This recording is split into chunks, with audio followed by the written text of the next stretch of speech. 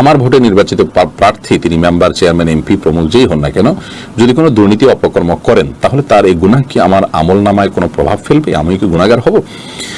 দেখুন, সূরা মাইদা 2 নম্বর আয়াতে আমাদের মাথায় রাখতে হবে, আল্লাহ বলেছেন ওয়ালা তাহাবানু আলাল ইসমি ওয়াল উদওয়ান, তোমরা পাপ এবং সীমা লঙ্ঘনের কাজে একে অন্যকে সহযোগিতা করবে না।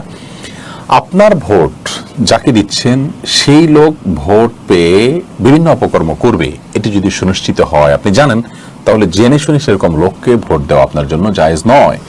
আর যদি এমন হয় যে লোকটি নানাভাবে নিজে ভালো হয়ে গেছেন সেটি জানিয়েছেন, অথবা তিনি ভালো পথে চলবেন সেটি তিনি সংকল্প করেছেন, তাহলে তার প্রতি সুধারণার বশে আপনি যদি তার কথা বিশ্বাস করে ভোট দেন তিনি ভালো কিছু করবেন, তাহলে সেক্ষেত্রে আপনি গুনাহগার হবেন না ইনশাআল্লাহ বিইذনিল্লাহ।